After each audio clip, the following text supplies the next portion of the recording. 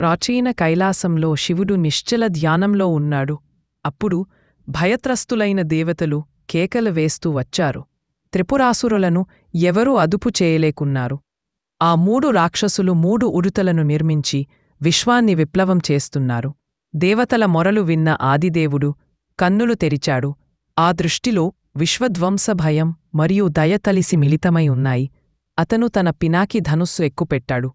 సమస్త దేవతల శక్తిని ఒక్క మహాబాణంగా సంగ్రహించాడు. అపూర్వ తేజస్సుతో కూడిన ఆ బాణం ప్రయోగించబడింది. అది 3 ఉడుతలను ఒకేసారి ఛేదించి త్రిపురాసురుల అహంకారాన్ని భస్మీభూతం చేసింది. అయితే కథ అక్కడ ముగిలిపోలేదు. భస్మంలో నుండి విషం బయటకు వచ్చింది. సమగ్ర విశ్వాన్ని కరిగించే విషం. దానిని ఎవరు స్వీకరించగలరు? మళ్లీ మహాదేవుడే ముందుకు వచ్చాడు. విశ్వాన్ని రక్షించడాని ఆ విషాన్ని తన కంఠంలో నిలుపుకున్నాడు. అతని కంఠం నీలిరంగు పచ్చబడింది. నీలకంఠుడిగా మారాడు. ఈ వృత్తాంతంలో శివుడి పూర్తి స్వరూపం వెల్లడవుతుంది. సృష్టికర్త, సంహర్త మరియు రక్షకుడు. అతను విధ్వంసం చేస్తాడు కేవలం పునర్నిర్మాణం కోసమే. అతను విషాన్ని మింగుతాడు కేవలం విశ్వాన్ని కాపాడటం కోసమే. తుది శిక్షణ మరియు అంతిమ కరుణ ఒక్కటే.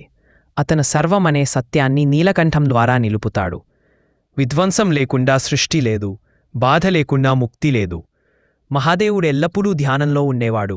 విశ్వానికి జరుగుతున్నది తనకు తెలియదని కాదు. అవసరమైనప్పుడు మాత్రమే అతను చేతులు ఎత్తుతాడు. రక్షణ యొక్క విషం నీలకంఠుడు.